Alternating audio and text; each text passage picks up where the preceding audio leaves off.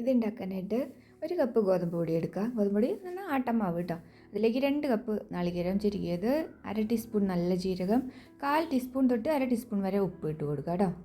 അപ്പോൾ ഉപ്പ് ആദ്യം കുറച്ചിട്ടാൽ മതി, ഉപ്പ് നോക്കിയിട്ട് വീണ്ടും ഇട്ട് കൊടുത്താൽ മതി. എല്ലാം കൂടെ നന്നായിട്ട് ഒന്ന് തിരുമ്മി കൊടുക്കുക.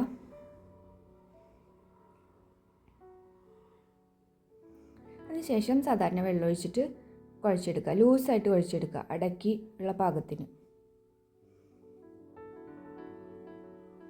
ഈ അടയുടെ പ്രത്യേകത എന്ന് പറഞ്ഞാൽ ഇത് നമുക്ക് ഇലയിലൊന്നും പരത്തണ്ട, നേരിട്ട് തവയിൽ ഇങ്ങനെ പരത്തിയിട്ട് ചുട്ടെടുക്കാൻ പറ്റും. അപ്പോൾ നാളികേരം 2 കപ്പ് എടുത്തില്ലെങ്കിലും കുഴപ്പമില്ല കേട്ടോ. ഇവിടെ ഇത്തിരി കൂടുതൽ എടുത്തതാണ്. 1 കപ്പ് തൊട്ട് 2 കപ്പ് അതിനുള്ളിൽ എടുത്താൽ മതി. നാളികേരം കുറവ് ചേർക്കുകയാണെങ്കിൽ 2 ടീസ്പൂൺ പഞ്ചസാരയും കൂടെ ചേർത്തോ. അപ്പോൾ നല്ല സ്വാദ് ഉണ്ടാവും, കുറച്ചുകൂടെ മധുരം ഉണ്ടാവും. ഇത് പഞ്ചസാര ചേർക്കാത്തതിന് പകരമാണ് നാളികേരം കൂടുതൽ ചേർത്തത്.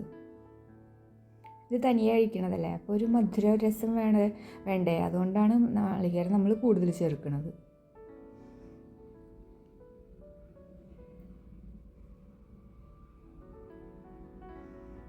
അതുപോലെ ഇങ്ങനെ കുറച്ചും കൂടെ ലൂസ് കൂട്ടിയാലും കുഴപ്പമില്ല കേട്ടോ. കുറച്ച് നേരം ഒന്ന് വയ്ക്കുക.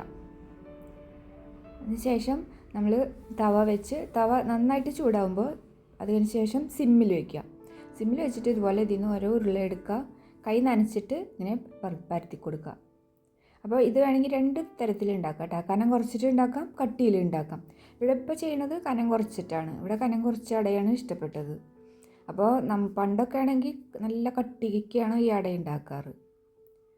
കനം കുറച്ചാൽ വേഗം വെന്ത് കിട്ടും. കനം കൂട്ടിക്കഴിഞ്ഞാൽ കുറച്ചധികം സമയം ഇങ്ങനെ വേവാൻ വെയിറ്റ് ചെയ്യേണ്ടി വരും. അത്രയ്ക്കുള്ളൂ കേട്ടോ വ്യത്യാസം.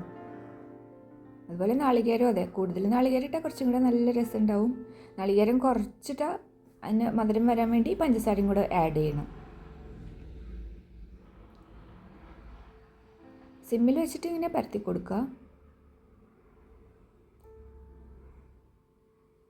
പിന്നെ പരത്തി കഴിഞ്ഞ് ഒരു മീഡിയം ഫ്ലെയിമിൽ വെച്ചിട്ട് ഇത് തിരിച്ചു മറിച്ചിട്ടിട്ട് ചുട്ടെടുക്കാം.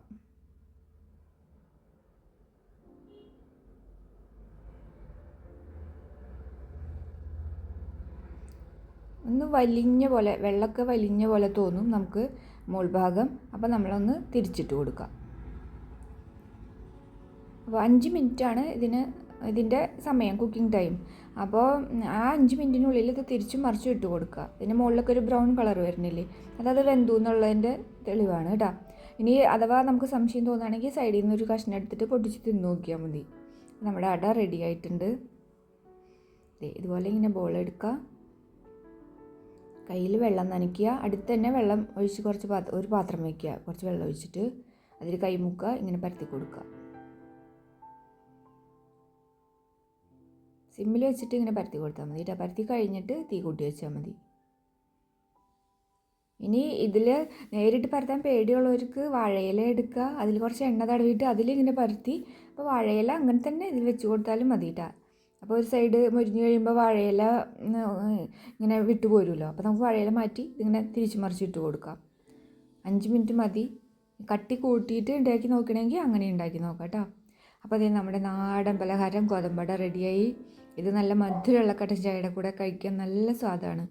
നാളികേരമൊക്കെ നമ്മുടെ ഇഷ്ടത്തിനനുസരിച്ച് ചേർക്കാം കേട്ടോ. കുറവ് മതിയെങ്കിൽ കുറവ് ചേർത്താൽ മതി.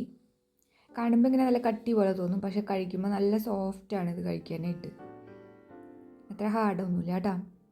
അപ്പോൾ വീഡിയോ ഇഷ്ടപ്പെട്ടെങ്കിൽ കമൻസ് ഇടുക, ഉണ്ടാക്കി നോക്കിയിട്ട്. സബ്സ്ക്രൈബ് ചെയ്യാത്തവരാണെങ്കിൽ സബ്സ്ക്രൈബ് ചെയ്യുക. ഞാൻ അടുത്തൊരു വീഡിയോയിൽ നമുക്കൊരു സിമ്പിൾ റെസിപ്പി ആയിട്ട് വീണ്ടും കാണാം. അതുവരേക്കും എല്ലാവരും സന്തോഷമായിട്ടിരിക്കുക.